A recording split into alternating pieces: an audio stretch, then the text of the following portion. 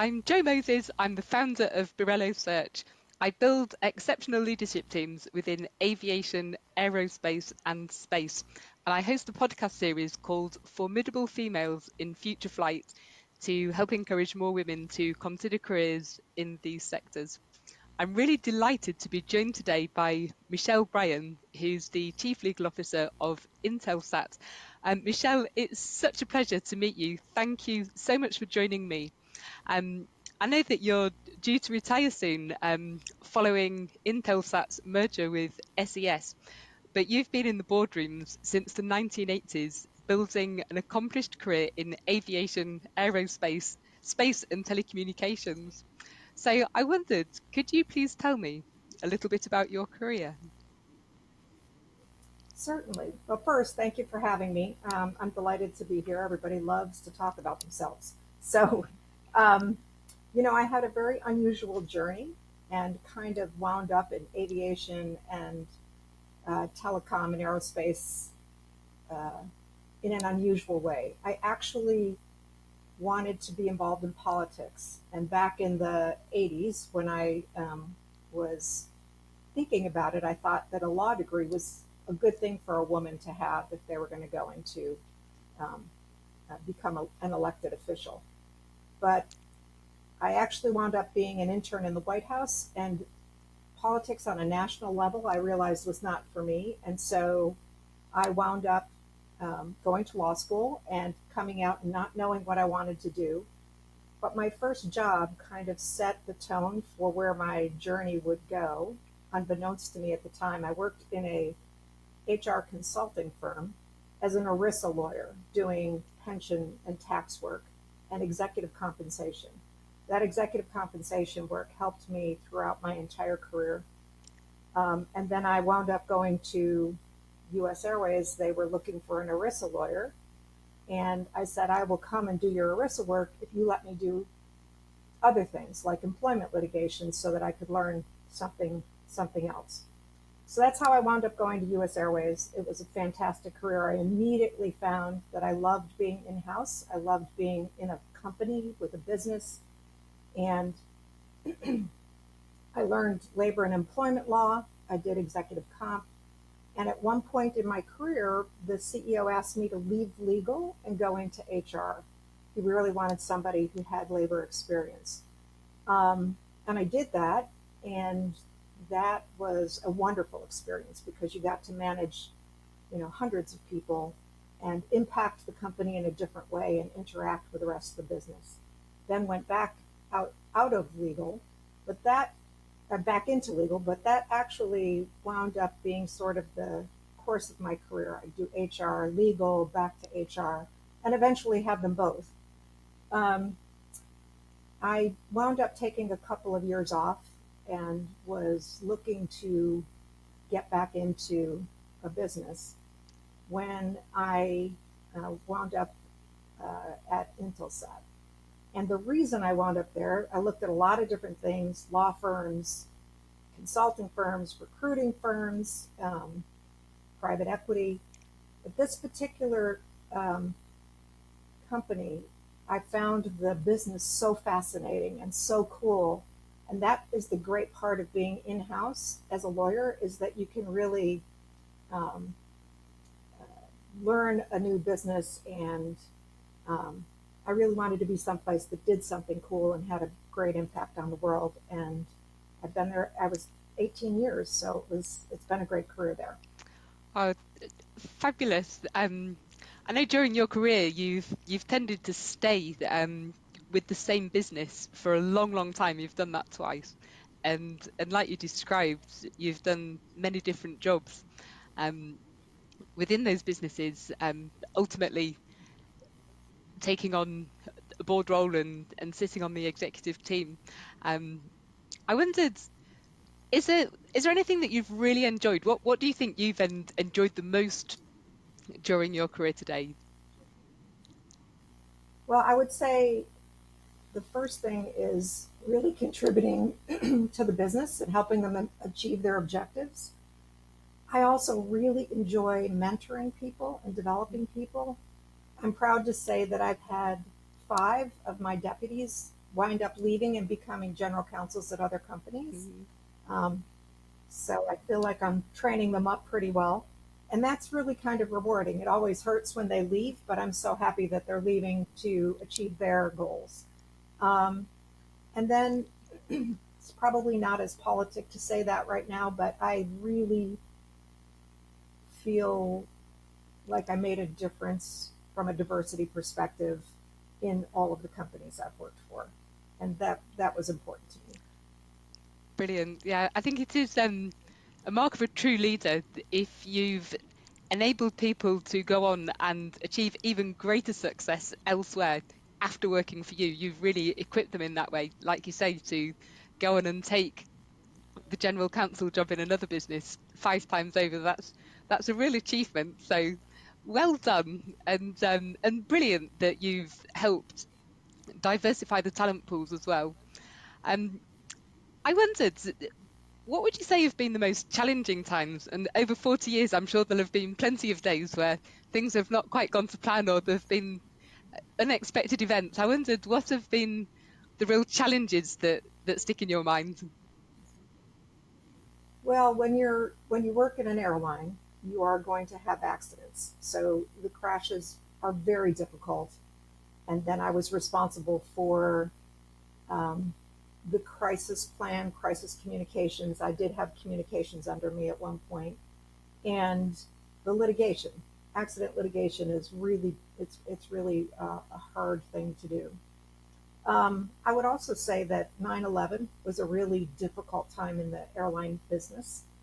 Um, we had to lay off over 8,000 people. I mean, you are impacting so many people's lives, but trying to keep the business running. And then restructuring. I know it seems like it is a finance legal thing, but it has such an impact on the company, on the trying to keep everybody engaged, and it impacts a lot of people's lives as well. So it's difficult to do bankruptcy cases, and I've done them Yes. twice. Yeah. Wow. And I guess these are things that when you're an executive, you need to just keep going and try to achieve the best possible outcome for the business, or in some cases the least bad. When yeah, Right. yeah. And I remember 9/11, I was in my first job in London and just seeing that day unfold. Um, Particularly as I'm half American myself, it was a truly horrific day, and I cannot imagine how it must have been to hold executive responsibility in an airline and be responsible for crisis communications on that day. I can't imagine a day that would have been more extreme than that. It was. Yeah, It was not something I'll ever no, forget. no, I'm sure. I'm sure that you will have touched many lives during your career, both the people that have worked within your business for you and among the customers that these businesses have served. I wondered, what was it really that inspired you to get into this sector in the first place? Well, as I said, it was kind of Mhm. happenstance that I did this in aviation because they were looking for somebody with my skill set. But I will tell you that it is such a dynamic business. It was so exciting and so um, uh, just fun and challenging that I did stay there for 20 Yeah, years. And if it weren't for the fact that it's really hard to make money in the airline business, I would have loved to have gone back. The thing about the aerospace is that it is like when I was looking to go back into the workforce, looked at like utilities and a cement company and just it just wasn't that exciting. But Intelsat is a global company and it changes people's lives all over the world to have satellite communications in areas that didn't wouldn't otherwise have communications. Um, it was just really exciting to me. Now the technology is really cool, way above my head, but it was just a chance to learn something that was um, impactful globally, but also technologically challenging for me to learn something new. So I just I loved it. and of course stayed for 18 years. So Yes, yeah, brilliant. Well, I guess it is it above all of our it heads. fulfills. um, Yeah. like, Well, not everybody, but yeah, for sure. But I guess if we look at it literally, then space is above everybody's heads, it's a good point. and yet it touches us all every day in ways that we don't always appreciate. Everything from That's true. satellite navigation to defence, security, weather forecasting. It's a really crucial part of so many industries. So I completely understand why you are excited. Um, I wondered, as a female executive leader who's been in boardrooms for 40 years, have you ever felt like you're the only one or felt out of place as the only female? I can't say that I felt out of place, but I've been in 3 companies on an executive team where I was the only female. So it's been 40 years worth of that. And it is, it's like an extra burden a little bit because you feel like you are representing a lot of people behind you as you're there, and so you're careful about how you carry yourself, but also trying to blend in. I would say that it's you feel it every day, but it's not. I don't feel out of place. It's just that I really want to keep a seat at the table and make sure that um, the women who are behind me will also be welcome at the table when they get there. So I don't want to offend anybody, but I also want to bring awareness. So it's been a touchy balance. Yes, yeah. Do you think there's ever been any advantages to being the only woman? Um, I don't think advantages to being the only woman, but definitely think there were advantages to being a woman. Hmm. Just um, coming at things with a different perspective, a little bit more in touch with the human side and how employees are going to react to things. And it's interesting. I heard Ginny Rometty speak once. She was the CEO of IBM, one of the first women CEOs in the United States of a Fortune 500 company. And she said if she had something, they asked her if she had something to do over again, what would she change? And she said she would stop trying to be so much like a man because she thinks that the CEO role could do with a little more female humanity. And so I think that was the advantage of having that part of yourself that is different than men are, that really brings something special to the job. Yeah, brilliant. Do you feel as though anything has really changed for women in the boardroom since the 1980s? Hmm. Definitely. Dramatic changes. I'm actually writing a book about it, Oh, about gender bias in corporate America over the years.